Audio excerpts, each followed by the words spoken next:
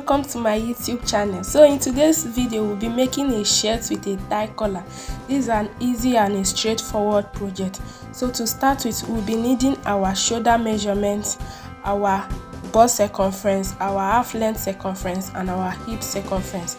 And also we'll be needing our shoulder to bust, shoulder to half length, and shoulder to waistline measurement. So if this is what interests you, or if this is what you like to see, please do well to keep on watching.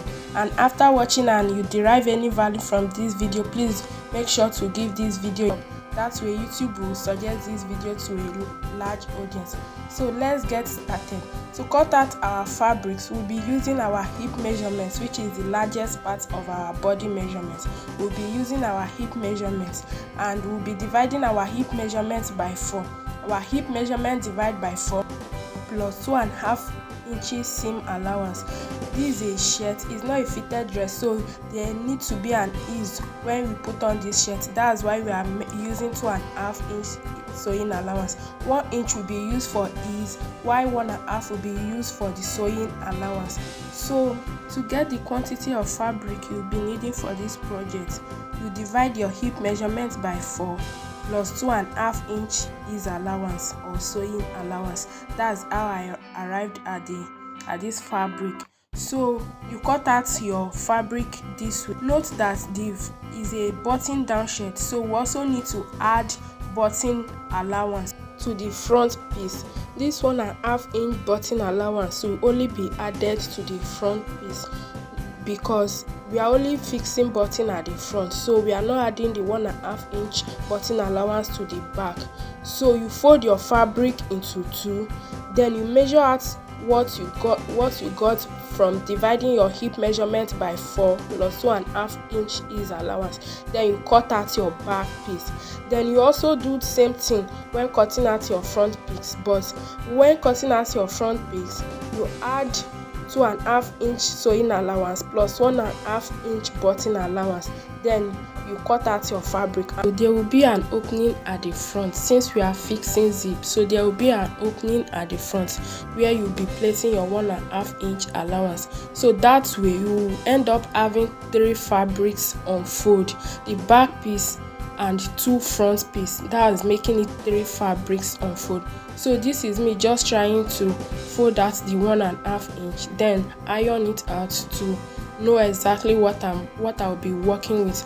I went ahead to notch the 1.5 inch and iron it out. After ironing it out, you fold the 2 pieces together and make sure they align properly. You fold the 2 front piece with the back piece together and make sure they align properly. At this point, I went ahead to iron out my buttonhole, making sure they lay properly because I don't want a situation whereby I'm sewing it and it's dangling or shifting from position. Here is really important because it will also contribute to the outcome of it will also contribute to your finished work. This process is really important if you want your work to come out very neat and beautiful. Make sure you iron out your buttonhole this way, just like you see me doing. Iron it properly this way. That way you know exactly what you are working with.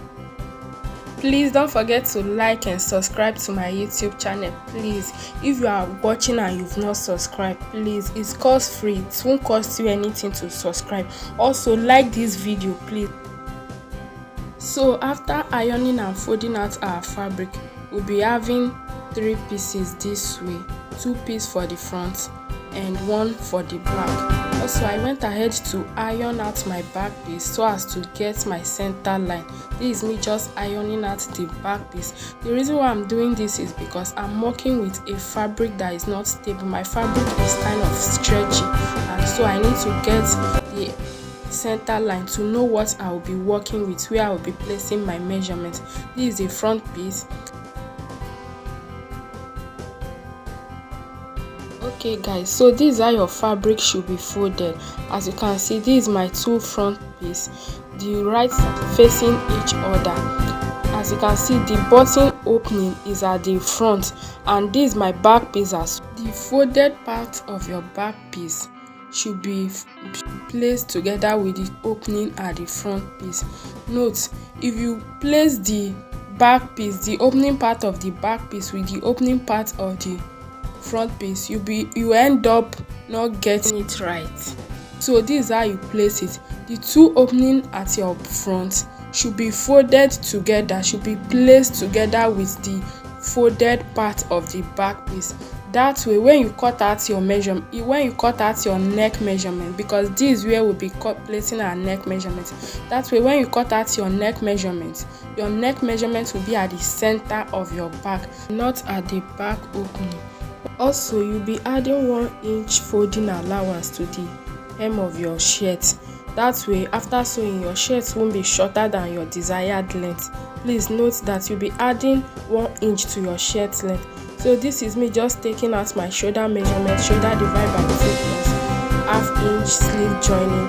Then I came down by 1 inch for shoulder sleeve and connected it to the tip of my shirt.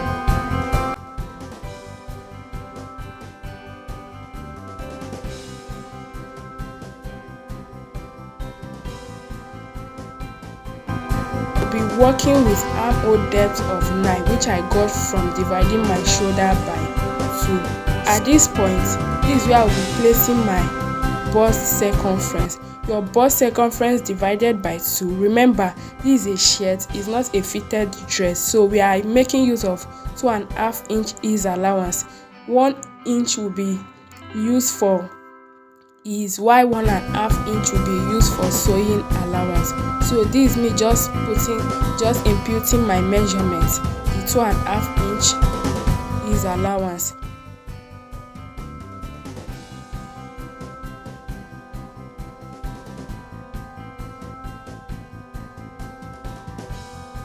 Then take our shoulder to waist measurement. I'll be working with shoulder to waist of 16 inches. So I will mark it out this way. Also impute my waist circumference at that point. So to get my waist circumference, I will be dividing my waist measurement by 4 plus 2.5 inch is allowance as well. I'm so sorry that my chalking wasn't visible enough. That's because I was careful not to chalk it out in order not to shift the fabric, but just follow through. I believe you understand with the illustrations. After imputing your waist circumference, you go ahead to impute your hip circumference. Your hip circumference divide by 2 plus 2.5 inch sewing allowance. You impute it at the hem of the fabric, which is hip divided by 2 plus 2.5 inch sewing allowance. Like I said earlier, my fabric is a bit dangling. So the next thing I went ahead to do was to impute my shoulder measurement, which is 9 inch, at my bust line in order to have a straight line for my armhole. So when you are done with this, you go ahead to measure out your midpoint. You measure out the midpoint of your armhole. So my armhole is 9. My midpoint will be 4.5. So at that midpoint, I will go in by ½ an inch in order to give my armhole a curve. You know our arm is not straight at the front, so that's the reason for this. You go in by ½ an inch and curve it this way, just like you see me do. You curve it, you carefully curve it this way.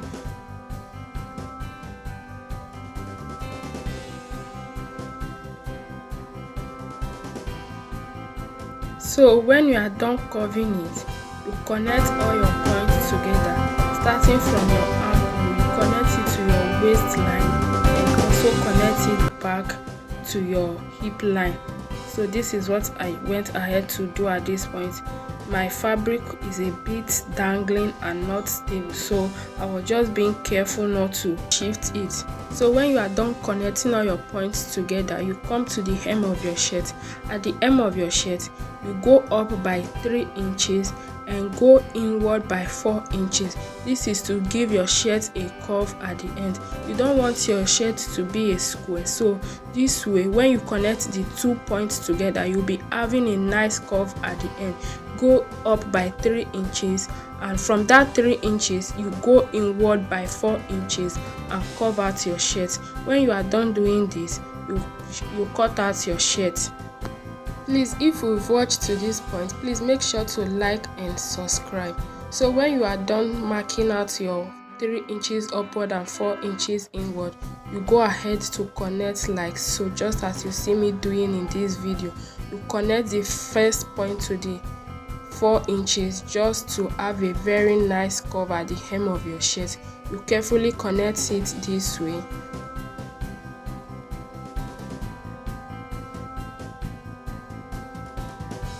It was really a struggle working with this fabric. Anyways, when you are done connecting, the next thing you have to do is to measure out our neck measurement. Remember, our neck will be having a tie at the front, so I'll be working with a neck width of 4 inches and a neck depth of 3 inches. You don't want your neck measurement to be so wide, because if it's so wide, the tie won't be sitting properly at your neck. So I will be marking out my 4 inches width by 3 inches depth.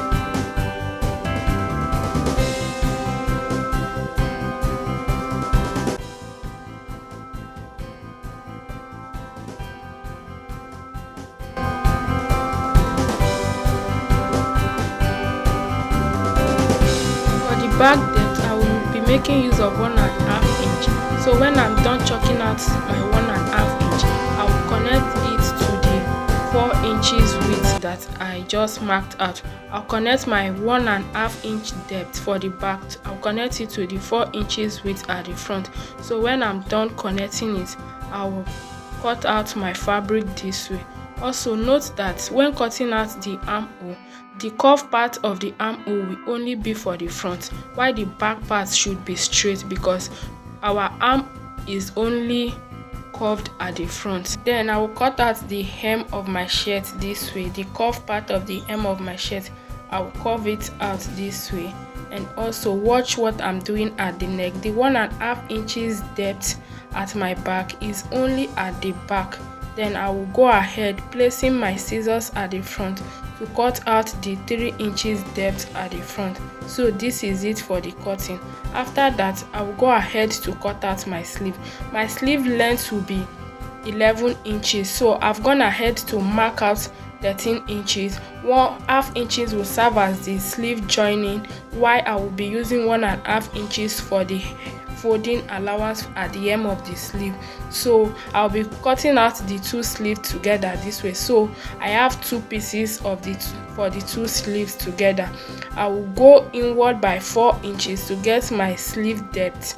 To get the depth of my sleeve, I will go inward by 1/2 inch. Then look for the midpoint of my sleeve. I'm having 9 inches here, so the midpoint is 9.5. So I will connect I'll be connecting the 4 inches to the midpoint of my sleeve this way, just like you see me doing this. The next thing you have to do is to take your tape and measure around your sleeve, if your sleeve will be enough for the armhole. This way you won't be having shortage while fixing it. You carefully measure it out if it's enough for your sleeve, round sleeve, including the sewing allowance. So that's what I went ahead to do here, carefully measuring out my sleeve, my round curve, so as to ensure if it will be enough for my round curve, including 1 inch sewing allowance. So I went ahead to mark out my measurements this way. So after this, I will be imputing the hem of my sleeve measurement, which is 10. Then divide by 2 plus 1 inch sewing allowance. Then when I'm done chalking this, I will take my ruler and connect the 2 points together and curve it out and cut it out, just like you see me doing.